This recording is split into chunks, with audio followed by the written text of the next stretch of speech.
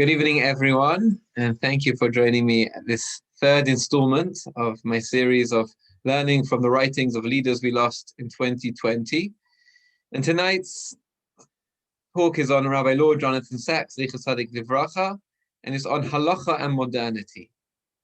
So in past talks, I've given a short biography about the different rabbis. Perhaps people were not so familiar with their life story, their life journey, and the institutions they were involved with. I think everyone knows very well Rabbi Sacks's story, his biography, the positions he held, the esteem he was held in, and much about him, about his works. He was our chief rabbi, after all, here in the UK for 22 years, and of global significance. I don't think I need to tell his personal journey, his personal biography, and it gives us more time to get into a topic which I chose because it's something that perhaps isn't as much focused on or covered. There's been rightfully so much written and spoken about and taught in the last few months since his passing, about his work, his thoughts, about his personal example, what he achieved.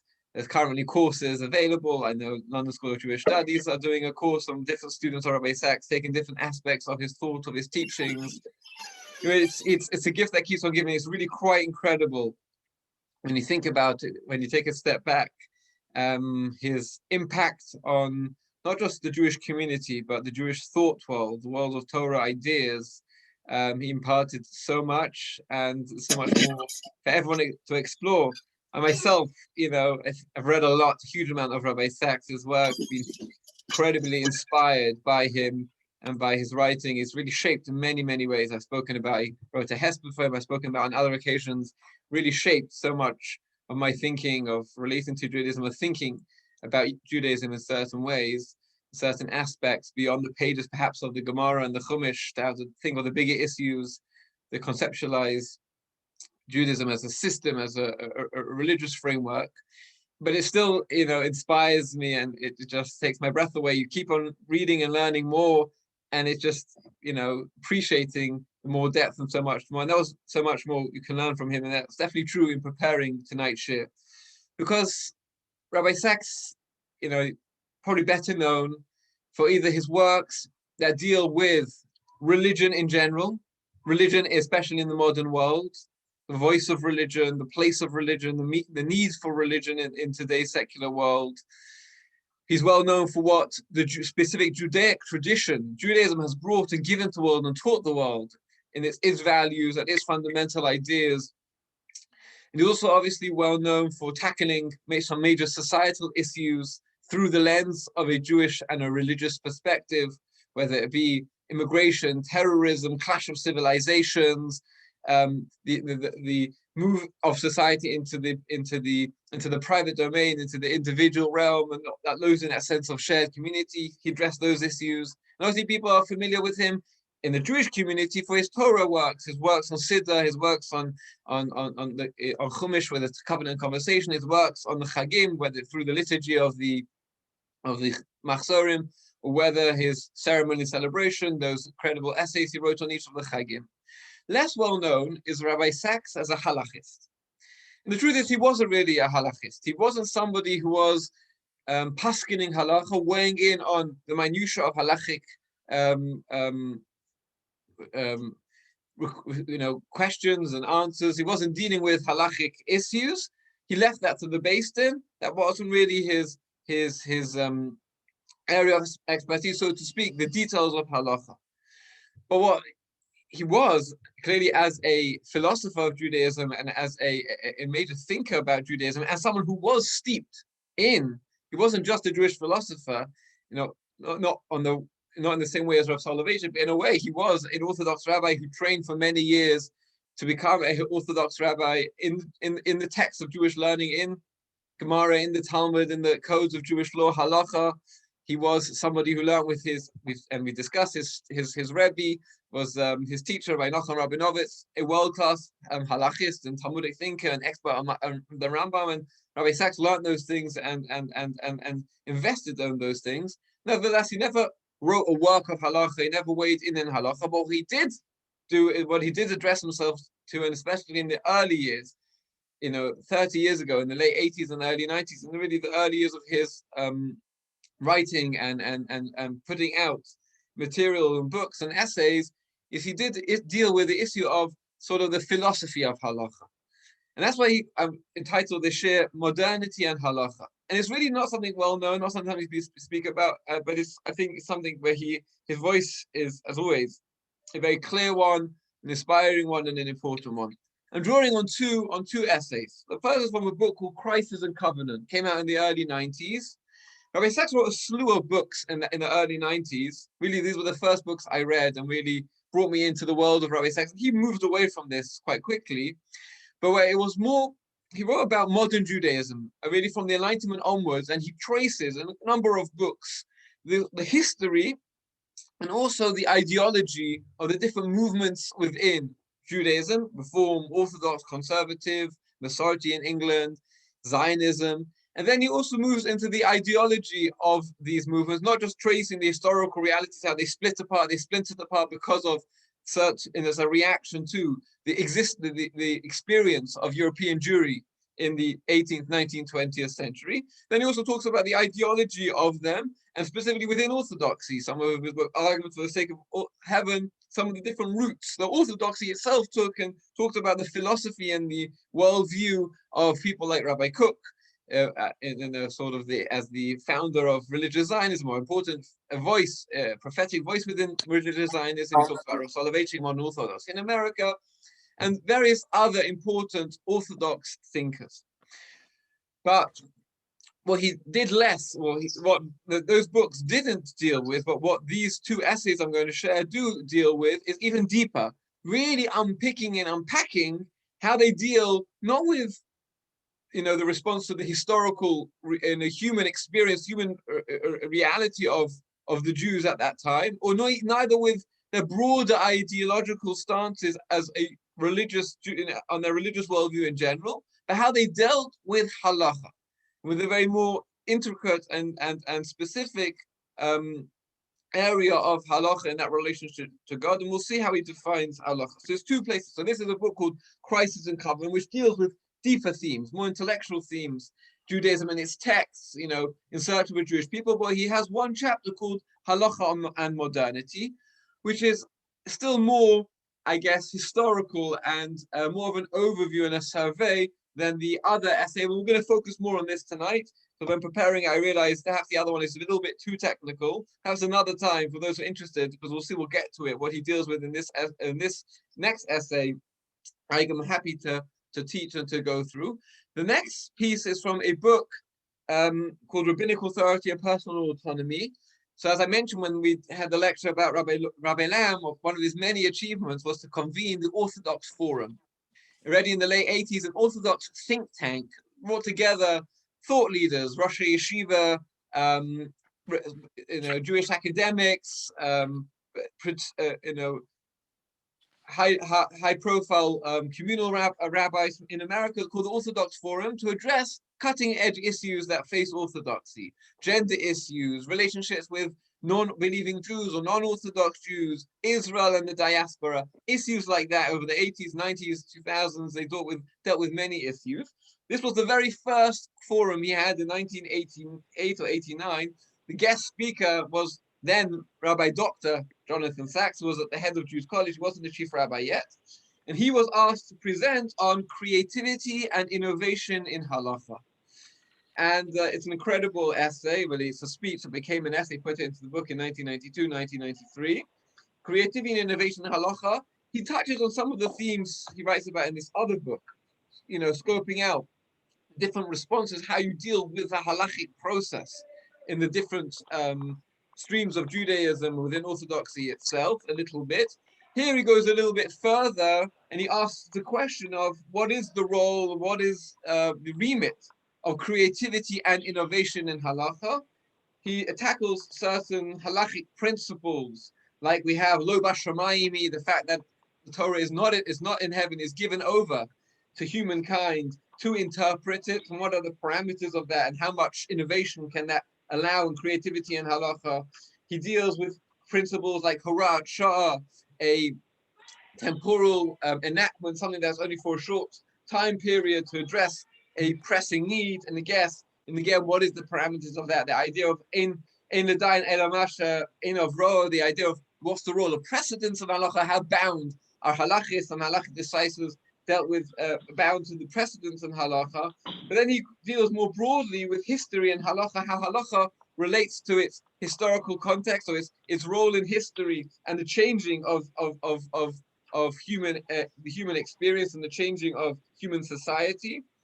And then when dealing with issues, more thorny issues, like he deals with specifically the conservative the response by Rabbi Joel Roth in the conservative movement about women rabbis, and he works through that and unpicks it, taking the orthodox stance why he rejects women rabbis, and why but not in a blasé way, not in a fundamental way, maybe, but really picking apart the argument and how the conservative will come to it view of halacha, how that isn't consistent with how we understand halacha and the halachic process. And as we'll see, he really sets out the fundamentals of the relationship with halacha and change and halacha and history. So I'm going to begin by sharing with you from the first book, from Crisis and Covenant, trying to work through the chapter in that book. So broadly, halacha, thinking of halacha, Jewish law, Rav Sadia Gaon and Rabbi Sachs liked to quote this. Rabbi Sadia Gaon was really the first Jewish philosopher. From the Gaonic period, from the 10th century, he was the first to really write a systematic work of Jewish philosophy, emunas v'deos, beliefs and ideas. And he writes that the Jews constituted a people only in virtue of their religious laws. Meaning, what binds the Jewish people together is the fact that we have a shared halacha, that we're bound by a religious set of laws. And so that Torah given, and the Sinai covenant, Torah which came with the Sinai covenant, is what bounds that group of disparate slaves. We came out of Egypt as, a mass of slaves, and then into tribes. What bound us together, and what was their crowning glory, was the Torah. It wasn't merely a shared experience, an ethnic background, or even a persecution that they suffered together, but really what binds us legally, religiously, theologically together, is the covenant of Torah, that we share this thing called Torah, which is fundamentally Jewish law. Moreover, as the Torah itself says, it is ki hi chachmastem uvinastem le'enei hagoyim. What is the thing that is our wisdom, our crowning glory, our pride in the eyes of the nations? It's not a moral code alone, but it's specifically the halachic system that is that ki hi chachmastem uvinastem. And after the destruction of the temple, fast forward 1500 years, it's again halacha. Someone's unmuted. Again, it's halacha which saves the Jewish people, bereft of a land, bereft of a system that binds a nation on its land, a sovereign state, all those various things, culture and experience and history and geography. What it is that bound the Jewish people together was halacha and their commitment to it and to cultivating it and to working on it. And it also stopped their assimilation. Without halacha, had it been left to just a moral code, just a set of ideas and ideals, just an undefined identity without a filling it with the specifics of halacha, of a code of law, would have meant easily that in the past 2,000 years, Jews would have assimilated into the major cultures and nations that they were part of.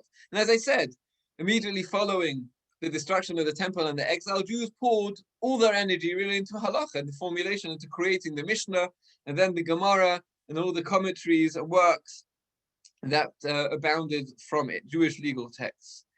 There are other areas of Torah. Jews have invested themselves in other areas of Torah, biblical interpretation, into medrash, later on into philosophy, and then even later on into Hasidus, mysticism, Hasidus and Musar and the like. Nonetheless, the highest form of Jewish study is and has always been seen as halacha, and it carries the burden of Jewish texts. The most religious texts in Judaism are halachic works, not otherwise. You go into a Beis Medrash or library, volumes and volumes, shelves and shelves of halachic works, and much lesser when it comes to works of Musa, Machshava, Jewish philosophy, Jewish commentaries on the biblical text. Moreover, we see halacha as the unbroken continuity and identity over time. It's halacha which really binds us, it links us all the way back to our Jewish ancestors throughout our exile and back to the land of Israel, and even before that, to the Jews of Sinai and the giving of the Torah. So he writes in the other essay, and I'll quote here because it's an unbelievable quote, at the heart of the halachic enterprise is the faith that halacha is that which binds the Jewish people to God in an immutable covenant. Halacha is a translation of the meta-historical word of God into the shifting history of the human situation. Again, halacha is a translation of the meta-historical word of God, or God said to us at Sinai, into the shifting history of the human situation. He gave us the Torah, a very limited text, 5 books of Moshe, halacha, which is the oral Torah, but everything else beyond that, whereas the Rabbi Sachs is translating those words of God, so however many thousands of words or thousands of verses, but we're able to translate all of that into the shifting history of the human situation through halacha. So halacha is, in short, for Rabbi Sachs, the Jewish protest against history. Yes, time has moved on. Our experience as human beings today in 2021 is radically different than it was someone living 300 years ago, 1,000 years ago, 2,000 years ago, all the more so 3,500 years ago. But in a way, halacha lives and exists beyond history, outside of history. Halacha is the same halacha in essence, and we are bound by sharing and doing, believing in the very same thing. He says, as modern people, we can't help but be influenced by historicism. We live very much rooted in the here and now and the thinking of the here and now, and we find it hard to create a sense of kinship with previous generations. And this has profoundly affected, he says, all modern forms of Jewish identity. Meaning, we're really grappling with our experience now, with what we face now, with the issues, the beliefs, the mores of the current age, and the lifestyle and the life experience of our current age. And it's very hard to see a sense of the continuity, a sense of linkage, but that's really created in the modern era, as we'll explore, the challenge of defining halacha and of defining the Jewish identity. But halacha is in essence something that has to and needs to live beyond that. So he says rabbinic Judaism, for instance, you talk about there were times in history where there were seismic changes, seismic events that should have ruptured entirely Jewish history and Jewish trajectory. One of them was the destruction of the temple and the exile from the land of Israel after basically 1,000 years, with a 70-year hiatus in the Babylonian exile. But from the coming into the land at the time of Joshua, for 1,000 years, Jews that lived more or less sovereign in the Jewish state, in a Jewish society with Jewish kings and a Jewish governance, and with a temple at its center, and with biblical law clear and obvious. And with the destruction of the temple and the loss of all of that, and the ascending into exile, this seismic shift gave birth to rabbinic Judaism. And many have pointed out, really, rabbinic Judaism, and again, I'm not talking about the oral law, what we talk about, the rabbinic input into the Torah tradition. That's something a little bit different. What we call the rabbinic Judaism, I'm talking about historical, as an historical era. So that the move away from that biblical age, or the time of more broadly, the time of the Bible, of Tanakh, and beyond that, now into a post-biblical, a post-prophetic age, a post-living sovereign Israel age. It's a radical shift and a radical shift, and many things did change. The institution of the synagogue, the focus, as one example, the shift. To a communal-based religion, not a national-based religion. The focus on studying the text individually. All those changes, some would say, marks a radical shift, a radical change. But Rabbi Sachs says no. It was change. It was indeed a lot of change, but it was change as an absolute determination to conserve and preserve the institutions of the covenant in an utterly changed world. So some thinkers will look at the change from the biblical age to the rabbinic age, we'll call it, around the move into the modern era from AD to CE, and some will say indeed Judaism radically changed. But no, Orthodox Judaism will believe that no, it was a change, but that change was in an intense determination to conserve and preserve everything that came before. Just it needed new guises and it needed new ways of doing things, but it wasn't a radical departure, but it was in order to recapture what came before. So Rabbi Sachs, so to emancipation, posed a similar challenge. There was as much of a rupture with the past in the time of emancipation as there was perhaps with the destruction of the temple. And there was a similar challenge with emancipation, how to maintain a strict identity with the Jewish past. Yes, the facts on the ground have changed, our experience have changed, the way we think, the way we live, our identities in many ways as free, emancipated people in modern societies have changed. But the task of halacha and halachic thinking was how to maintain this. The difference here points is that whereas in the time of the Tanaim, really, or Ali Amaroim, at the time of the origination of rabbinic Judaism in the 1st century, there were the sages, there was still the Sanhedrin, there was the capability and ability to create a consensus to chart a new path that would become entrenched and all agreed upon across the board. That didn't happen in the post-emancipation world, and therefore the responses, Orthodox responses to modernity, have often been on a Hora'at Shah basis. Not that this is now a new reality. We've been unable to entrench any of those things as the new orthodoxy or the new reality, like nothing like the institutions like the shul have taken place. Rather, they've been on the basis of Hora'at Shah, a temporary by need based halachic reality, but not necessarily entrenched in the same way. Now, unwinding, coming back to the beginning of the emancipation in the modern era, let's call it. So Rabbi Sachs charts what he calls the flight from halacha, and it's a challenge, I guess, to halacha. Until that point, everyone, all Jews, believed in halacha, and in the immutability of halacha, and in the process of halacha, traditional Judaism. So the collapse of halacha was a fateful development in the terms of Jewish existence.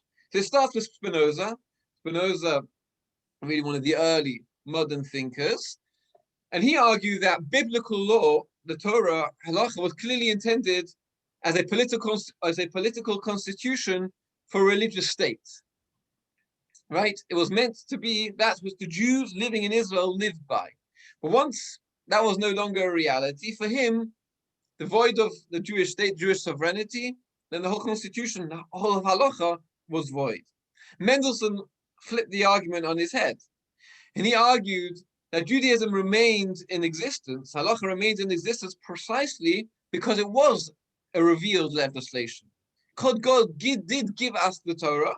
He didn't let it allow, it wasn't he didn't instruct it it wasn't like there was a constant conversation between God and the prophets, or God and the kings of Israel, that each turn and each moment they would show, how do we run our country now? And God answered it. That's not what happened. He gave a Torah once, even outside of the land of Israel, and the word of God was sort of given entirely in that moment, and obviously to be interpreted and applied throughout the generations. But because it was once revealed, also means, he said, that religious truth was accessible to reason and could therefore be arrived at without any particular revelation or tradition henceforth, or generally. Meaning, it's more than that. He's saying, Mendelssohn also was saying that at Sinai, God gave us law, but not necessarily truth. Again, Sinai was law, but not truth, and therefore the Jews remained bound by it. Meaning, if halacha was truth and the underpinnings of that truth fell away, then you could say halacha falls away. But for Mendelssohn said, it's law. We'll come to it. Okay. And therefore, Sinai stayed intact. Nonetheless, even for Mendelssohn, someone grappling with the modern experience, he described halacha, Jewish law, as a burden, and what he called irksome by the mood of the times. And it wasn't the delight and the source of everlasting life that the rabbis had called it in the Talmud that halacha is our delight. And therefore, he gave birth, Mendelssohn, as we know, gave birth to the Reform movement, which basically says that Jewish law, halacha, becomes inoperative. So Samuel Holdenheim, one of the thinkers of Reform, says the idea, he said that the purpose of Jewish law was to weld Jews together. It's the law system that welds Jews together. He says, but now that's not relevant anymore. Jews have been emancipated. Our goal is now to free ourselves of being limited and welded to a singular Jewish community. We want to become part of the nations we're part of. And therefore halacha falls away. And for Reform, halacha morphs from law into ethics. But not ethics that are somehow divine and absolute truth, but ethics which are shaped by a Jewish historical experience. Because clearly halacha has developed, halacha reflects in many ways, halacha has gone through Jewish tradition, been passed down and been grappled with Jewish thinkers. Therefore, it definitely is shaped and reflects Jewish experience, Jewish lived tradition, but is not an absolute truth, an absolute law. And therefore, Rabbi Sachs says you can define the period between 1850 and 1950, the birth of really the formal Reform movement, till after the Holocaust, as a search for Jewish identity independent than halacha. So many movements, Reform Judaism, then it was secular Zionism, searching for Jewish identity, separate and independent from halacha. Then you had in the early 20th century Mordechai Kaplan's Reconstructionist Judaism, which he defined as evolving religious civilization. So it's not a religion based on law, but rather a religious civilization. And then you had, came to prominence in the 1940s, 1950s, was conservative Judaism, which wasn't as a radical break, that wasn't necessarily in search of Jewish identity completely independent from halacha, but rather needed to reconceptualize halacha. So for conservative Judaism, the way they put it was, as I said, halacha is not a revealed law, but rather it's a tradition sanctified by history. Because it's been with us, because Jews have practiced it, because Jews have hallowed it for so long, that's what gives it its impetus, that's what gives it its sanctity, rather than it being divine. So Solomon Schechter, so how do you define halacha then? If it isn't defined by the word of God, and whether in the written or the oral, and then the interpretation, the faithful interpretation of that word by the rabbinic scholars, Solomon Schechter said rather the Jewish legal authority didn't lay in God's word, but rather in the collective conscience of Catholic Israel, as embodied by the universal synagogue, i.e., in other words, what Jews do, that is halacha. It's defined by what Jews did rather than what Jewish law says. Obviously, in time, it worked well when in the conservative movement, and Jews were traditional. And Jews were more or less keeping much of major parts of halacha. They were observing Shabbat more or less, kashrut more or less, chagim more or less. Obviously, that definition ran into troubles, as we'll explore, when people started to move away from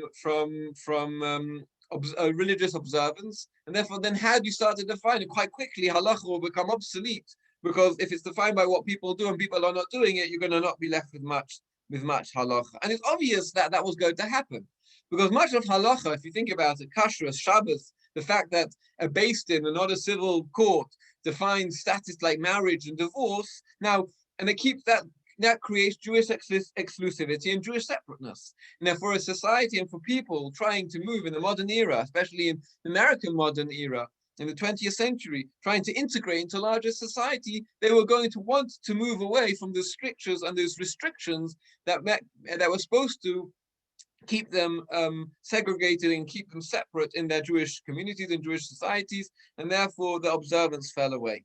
Moreover, the idea of halacha being bound to some higher law, an authority and a law system outside of oneself, ran counter to the idea of personal autonomy. That I am the source of my life decisions, and therefore an outside source of halacha, unless you believe in its divine authority, unless you believe that it carries a weight and an objective truth and a source of and it bounds you, therefore it's going to fall away. And therefore Daniel Al-Azhar, a thinker about an important Jewish thing about Jewish politics, Jewish society, wrote, we're now in a situation where 80% of world Jewry no longer sees themselves bound by halacha. As Rabbi Sachs raised, that creates big questions about the relationship of halacha and the Jewish people, and halacha in such an age when most people don't see themselves. What is the relation between Judaism, I guess, and halacha, when many don't see themselves bound by it. Rabbi Sachs then moves on, and he is still from a more historical perspective, halacha in a more historical perspective, says, but starting in the 1950s, mainly in America, but then spreading to other places, there was a renewed engagement with halacha. If for 100 years in the West, Jews had been running away from halacha, trying to create Jewish identity without halacha, even if they didn't necessarily once again engage, although many did. We saw the rise of orthodoxy, resurgence, I should say, of orthodoxy in America and in other places after the Holocaust. But even if those who were not now become more committed to halacha, there was once again, a resurgence and interest in halacha and in the halachic system. And he says that was largely due to Rabbi Soloveitchik, who had, he says, an unprecedented combination of secular and Jewish scholarship, who was a prestigious Jewish philosopher, was respected as a Jewish thinker and philosopher, nonetheless, and was quizzical to some, he devoted all his energies to halacha. In the end of the day, he was a Rosh Yeshiva, and he poured most of his time and his energies and his students were those who learned by him Jewish legal texts, Gemara, halacha, and moreover, his major, some of his major works, his major calling was to create a philosophy of halacha, not a philosophy of Jewish morals, Jewish ideals, but the philosophy of halacha. Perhaps the most important work is Ish Halacha, which again, Rabbi Sachs has this unbelievable ability to define and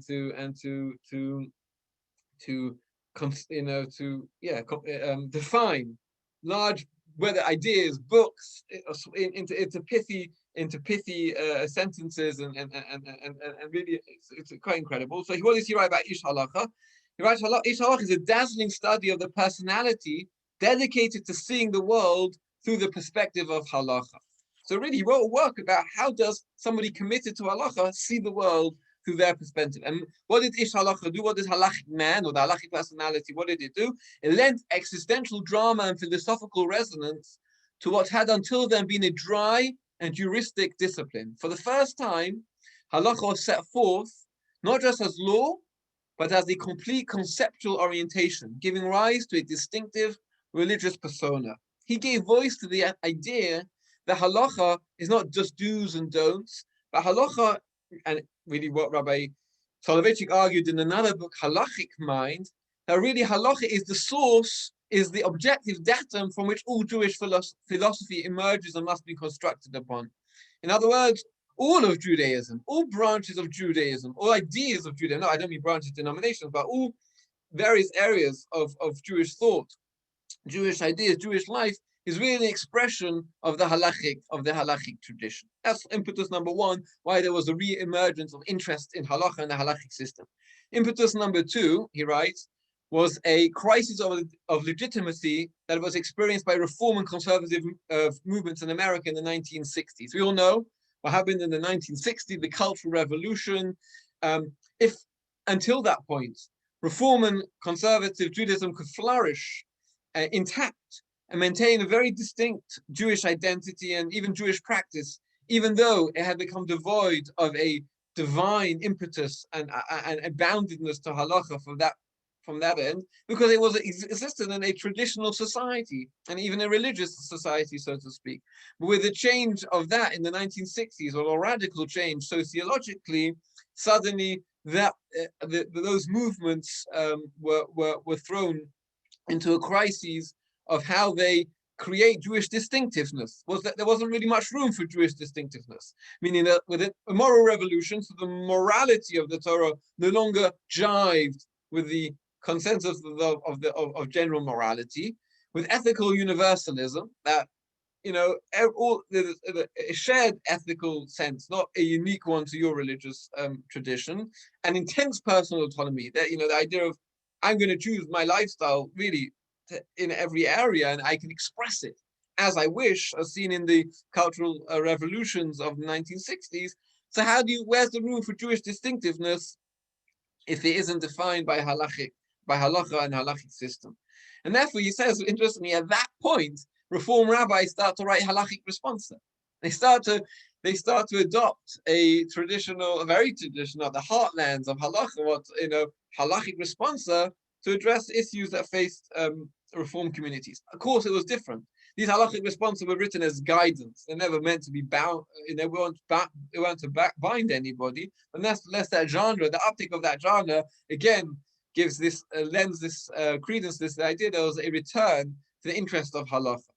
In the conservative movement, again, as I said, Solomon Schechter's definition of halacha being what Catholic Israel observes, well, now with a move away from observance, a de-religiousation of conservative Jews, it ignited reignited an interest in halacha in the conservative movement, and they're specifically around certain issues. So when it came to the ordination of women rabbis, it became a halachic debate, meaning it was argued on halachic time, possibly with its own inner halachic thinking. We're not going to get to that today, but Rabbi Sachs deals with that in the other essay, in the Orthodox Forum piece, perhaps another time. And he unpicks that teshuvah, that halachic response by Joel Roth about women rabbis. But nonetheless, the fact that conservative Judaism didn't say, of course we want women rabbis, we're going to have women rabbis because that jives and that fits with our general philosophy, our general trajectory of our movement, and that makes sense to us. It sits right with us. But no, they want to know, and they want to fit it in. They want to justify it within a halachic framework. And the third impetus was, again, with contemporary ethical and moral dilemmas. The movement of technology and the Vietnam War, and various technological and environmental and geopolitical advancements raise many ethical dilemmas for which secular academic disciplines, which have become particularly secular academic disciplines detached from religious traditions, didn't have answers for. And therefore, the halachic system, which had always been a system which didn't just deal with norms and ethics and morals and ideas, religious ideas, but the nitty-gritty of realities of life, the moment of birth, the moment of death, how you mix, the divvying up of resources, so much of the details of halacha became a good resource and of interest to people in trying to grapple with the contemporary ethical and moral dilemmas of the day. So the next piece Rabbi Sachs goes with the context of halacha. So he says, because before emancipation, again, this is why it's such a deep division before and after emancipation, is because before emancipation, halacha had coercive sanctions. Jews, even in exile, even in Europe, in the medieval and early modern ages, ruled themselves to a certain extent. They had their own va'ad, they had their own botedin, their own courts. The rabbis held proper positions of power, and therefore there was an ability to a certain extent to coerce people to follow halacha. Of course, with emancipation, all of that was lost, and therefore, how should halacha be interpreted and applied? As I said, if a majority of Jews no longer feel themselves bound by it, if halacha doesn't have its coercive ability, so what is the role, and where does halacha come into play? And having acculturated, many Jews have acculturated, some provisions of Jewish law were no longer readily understandable in terms of these attitudes. And that meaning Jews are now started to buy into and adopt the thinkings of the societies they lived in. And often it didn't jive with Jewish law, with halacha. And therefore, how do you square them? There was a need to square a sense of, even for committed Jews, modern sensibilities, with halachic standards and the like. And the question obviously was, how much did halacha adapt and change? And is outside influences legitimate or not within the halachic? So as halacha confronted the modern era and these challenges brought by it, so what was the halachic response? And finally, in the more modern time, in the 20th century, the establishment of the State of Israel also raised many halachic issues, not specific halachic issues, but most broadly, again, how is halacha in the maximal sense applied to the needs and the conditions of a modern state of Israel. Halacha, which has so long been confined to the personal lives, into the sort of the personal lives of, it had to retreat into the secrecy of people's individual lives. So how are we going to deal again, once again, reapplying it to a state of Israel and issues that a modern state confronts? So Rabbi Sachs writes, and again I'm paraphrasing here. He says, for Orthodox Jews, having been given the law, being given halacha by God, they can only be repealed by God. Meaning, the inability in the modern age to say, well, our situation has changed, therefore halacha is just going to have a full range change. I wasn't able, because how can, if something was given by God, can only be repealed by God? There was no way to write out any elements of halacha. And the concept of the oral law, which is of equal authority to the written law, Rabbi Sachs, implies that the Torah cannot be legitimately interpreted without reference to tradition. Meaning the whole way the oral Torah works is it's in conversation with its tradition, with precedent, with the written law. Meaning you can't create afresh. We can't start, from a blank sheet and then sort of write halacha, moving forward in order to grapple with the modern reality. Halacha always has to be in conversation with and has to be interpretation of that which comes before it. This already historically is also something of the emancipation, says Rabbi Sachs. It had already created major schisms, whether it be the age of the Sadducees, their rejection of the oral Torah, or the Karaites, again in the medieval period, or the early Christians and their emptying out of the Jewish tradition of halacha and moving it more into the realm of morals and ethics and ideals. Again, those created schisms because rabbinic Judaism, also what we call Orthodox Judaism, always maintained no, you can never reject the tradition of the past. There was an inability to somehow write off an element, whether it be the oral Torah or whether it be halachic obligations, law as such, but legal obligations as such. So this is the crux of what, if you want to sum up how Rabbi Sachs approaches this, he says as follows: Torah does not change, but in one sense, halacha does change. For halacha is the application of Torah to specific circumstance, and circumstances change. Again, Torah does not change. We believe that the Torah that Torah God gave us, the written Torah, the oral Torah, it does not change. What does change in some sense is halacha, because halacha is the application of Torah to specific circumstances. And since circumstances change, halacha, to a sense, changes. But what does that exactly mean? What are the parameters for this change? How much can law adjust? I want to share with you, we're going to read together a piece from the Rambam in the Guide for the Perplexed. Here the Rambam writes, God knew that the judgments of the law will always require an extension in some cases and curtailment in others, according to the variety of places, events, and circumstances. He therefore cautioned against such increase and diminution, and commanded, thou shalt not add to them or diminish from them. We can't add to the laws, we can't take away from them. For constant changes would tend to disturb the whole system of the law and will lead to people to believe that the laws is not of divine origin. Meaning there can't be full-scale change all the time, even though, as he says, places, events, and circumstances would change. But permission is at the same time given. So Torah doesn't change. And no, you can't add to the Torah, you can't detract. Nonetheless, permission is at the same time given to the wise men, i.e. the great court, the Sanhedrin, of every generation, to make fences around the judgments of the law for their protection, and introduce bylaws in order to ensure the keeping of the law. Such fences, once erected, remain in force forever.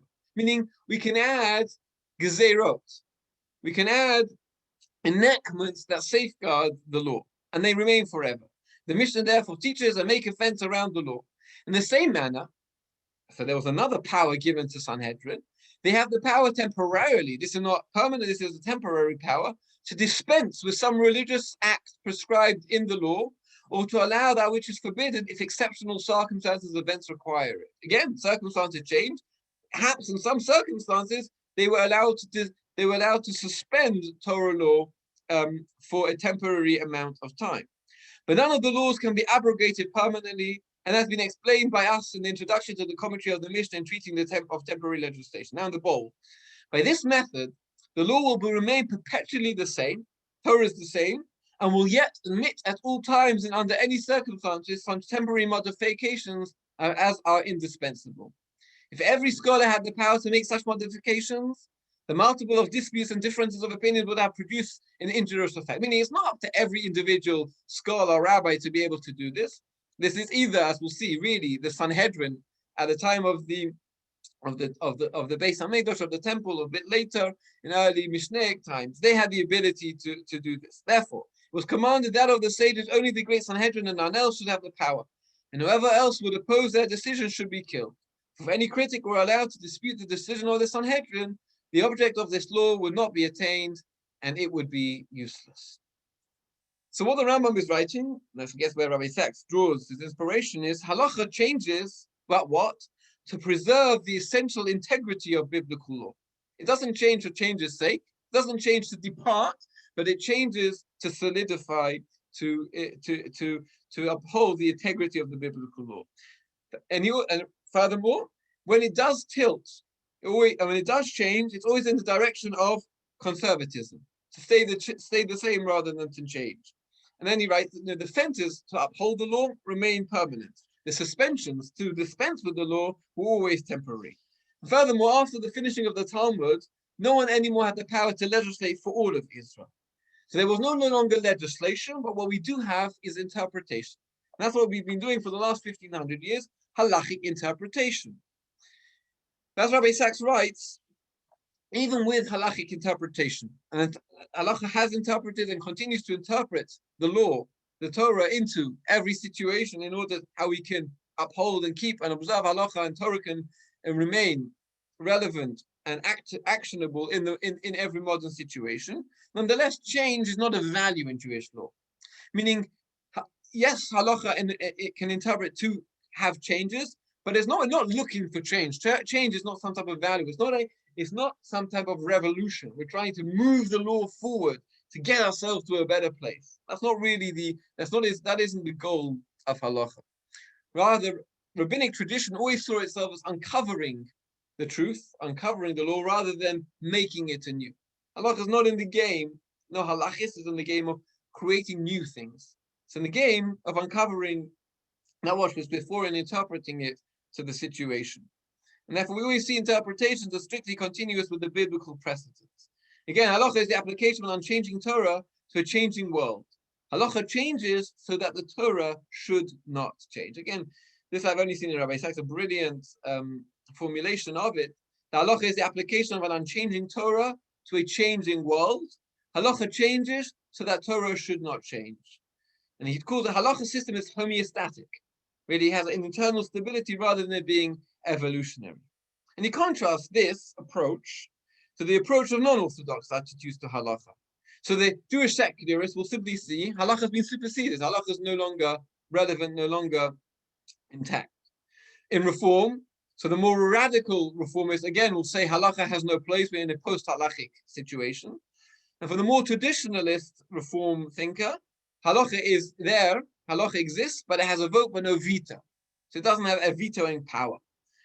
Martin Buber he understood religion more as a presence. So we feel a presence, but not that somehow a religious can endow content to prescribe specifics of how to live our lives. This idea that halacha creates objective standards of correct conduct is wholly rejected by those who reject the halacha as we've understood it as a continuation or as the application of an unchanging Torah to a changed world. Right? So amazingly, in traditional Judaism, Rabbi Sachs says, it was the community that shaped the individual. Our lives, our obligations, our behavior, our standards were shaped by the community, which really means the observance of a halachic norm. He says nowadays, in the modern age, it's the opposite way around. It's individual conduct. It's in the individual that determines the community. It's what I do and what you do and what he decides to do, each of our own personal autonomy and our decision how to live. That is what really defines what the community looks like.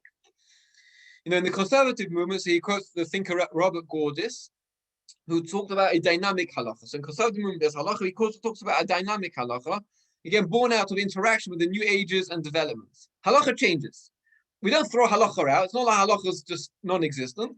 Halacha changes to respond to changes in society and changes in the reality of the way we live. And therefore, halachic law, rabbinic law, will evolve in response to new social conditions, new ethical insights and attitudes, and the popular will of Jews. For Louis Jacobs, Rabbi Sachs summarized, he talked about a non-fundamentalist halacha, meaning halacha is there, but we don't believe in the infallibility of scriptures, and therefore there's a lot more leeway, interpreting and playing with halacha. Joel Roth, who he felt was the most sophisticated of these thinkers in the conservative movement, rather confers wide discretionary powers to interpreters. So rather than the ability to play around at the edges or at the center of halacha, but there's interpretation of halacha. We can't change any of halachic facts on the ground, but how we interpret it, there's a much larger realm of interpretation. So new knowledge, new scientific knowledge, new biblical interpretations, new sociological realities will help us relay and interpret halacha. Again, this is a small example. I said we're not going to go into it, but within this, for instance, in terms of women's issues. So halacha, Talmud has certain truisms that it believed in. One of them is, for instance, that a woman prefers to be married than to be single. And that drives certain halachas. Now, for Joel Roth and thinkers in the conservative movement, sociological realities have changed, and therefore that changes those underpinning rabbinic or halachic assumptions. As Soloveitchik strongly argue, that is not true for Orthodox Judaism within Orthodox halacha.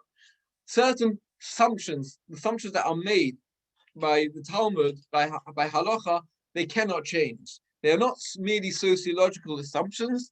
They are human assumptions or halachic explorational assumptions. They are axiological assumptions, and therefore they don't change by the shifting sands of sociological realities. Okay, and that it will obviously play into roles of gender roles and things like that. But again, I said we just don't have the time to get into that today. So right, and then so what is the parameters of halachic change for the conservative movement? Rabbi says it's quite unclear, because if the answer is to consensus of the concerned, meaning if it's those who are keeping halacha, define halacha, we get to a situation where the majority of those people observing halacha are actually Orthodox Jews, not conservative Jews, and therefore it becomes very hard to create a conservative halacha. Rather, what you have to say is that we don't count the Orthodox in when we define the consensus of those concerned, those who are observing conservative halacha. Why? Because it's no longer about a dispute within halacha, so argument and dispute about the halachic system. What is about the halachic system? Those who reject and argue about how the halachic system works can no longer be counted within the consensus of the concern, and therefore we take only those who buy into the halachic system of conservative Judaism. Finally, the radical Orthodox view was that of Yeshayahu Leibowitz and Eliezer Berkowitz. Now, these are important thinkers. Again, we're not going to give due justice to their thinking, but they also, and this is why lens within many circles of the Orthodox world, they aren't really considered Orthodox thinkers, definitely not in this area of halachic considerations. Yes, Eliezer Berkowitz especially is an important Jewish philosopher and ethicist and addresses many important issues, but he wasn't seen as a even legitimate halachist in the Orthodox world. Also, Yeshayahu Leibowitz probably beyond that line. They really argued that it wasn't, rather than it being the modern experience and the changes, sociological changes, so on and so forth, that changes halacha, but it's the return to Israel should change halacha. Because as they argued a little bit where Spinoza was coming from, that by the return to Israel, we've recaptured the original intent of Torah, and therefore considerable change is necessary in order to mirror that which has happened. So for Berkowitz, he said that exile dislocated halacha. So the halacha was no longer a constitution of the Jewish people. It really drove halacha into the private domain. And he proof for him is the codification for halacha. We don't have time to go into this. It's a really interesting dispute in the time of the Shulchan Aruch, and then the printing presses and the widespread, wide-scale codification of halacha, and then the acceptance of those codifications. And at the time, there was pushback from normative mainstream halacha orthodox thinkers. Or at the time, they weren't orthodox, but now considered orthodox.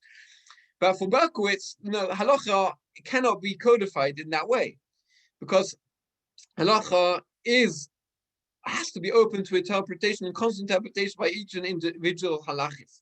And a codification in a set of the code of Jewish law, in his words, it's a petrification of Judaism, which makes Judaism frozen at a certain point. For him, was in the 19th century.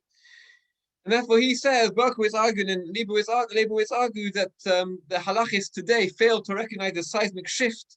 And as I said, the return to the intended original condition of Judaism in the land of Israel, and therefore halacha is not up to scratch in that way.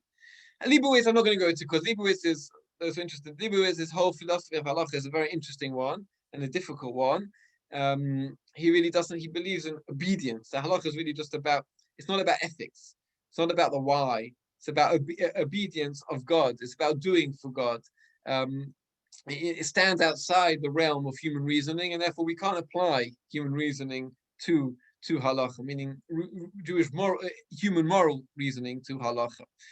Nonetheless, he makes a distinction. He said that's true in halacha that creates human relationships, the large majority of halacha. But there are certain areas of halacha which regulate human relationships, meaning there were certain institutions, realities on the ground when the Torah was given. Slavery being one, or other aspects of life that were realities, and halacha came to regulate those, but not to create them. Meaning, these were never ideals within halacha. I've talked about this when I talked about Rabbi and Rabbi dealt with this a little bit.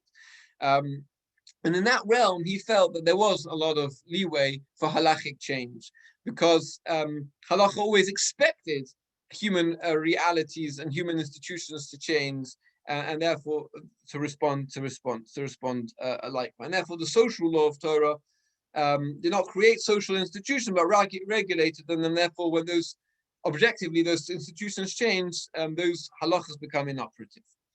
So an example they will give is, how does a modern state of Israel deal with a Shabbat?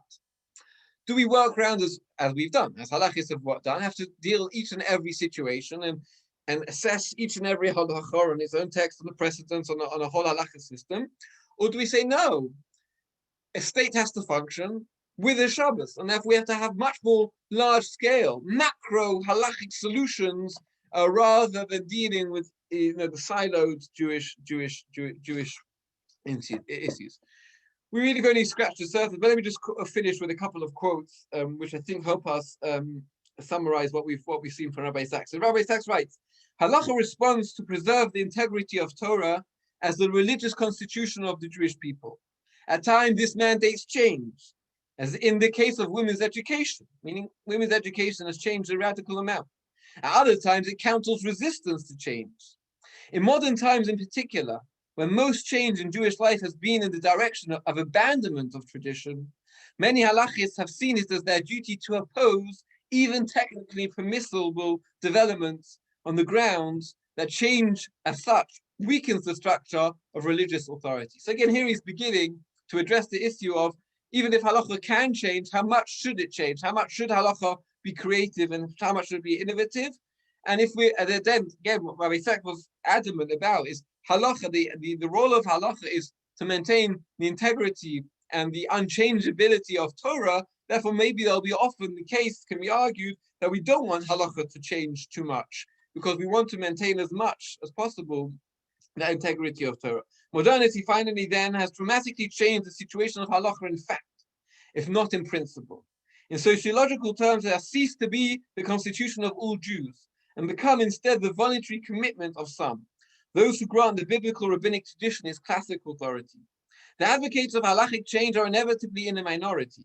If, as observers have noted, and he's talking about the Orthodox world, halacha has been less flexible in recent times than hitherto. I mean, he's saying, if anything, now that everything around us has changed. It seems that in many ways, halachic authorities are less willing to change. This has less to do with any curtailment in the scope of rabbinic authority, meaning it's not that they don't have the ability to interpret and change, rather it has to do with the social setting of law. No longer the code of all Jews, it has become the code of a minority whose values are endangered by secularization, and therefore there's less of a willingness and there's less of a wantingness, like there's less of a desire for halacha to change. So hopefully what we've seen, Rabbi Sachs tackles, and this only, I guess it's really only been part one, Rabbi Sachs took us through a tour of historically and also ideologically and systematically the change of halacha in modern times, and how different people have responded to that and how they view halacha, considering the modern experience. And we began to see from a more I guess, philosophy of law point of view, how then, once, even if you buy into orthodox viewpoint of the authenticity of halacha and the immutability of halacha and the bindingness of halacha, when we do need to change halacha, we do need to innovate and create. How does halacha do that? We didn't really begin, and Rabbi Sachs also does deal with that. Some of the principles we have in halacha for that, and then more he deals with the broader questions that when we do innovate and we do change, what are the effects of that, and how does that affect the general integrity and the general wholesomeness of the halachic system, and that is also an important piece. So I'm going to stop recording now.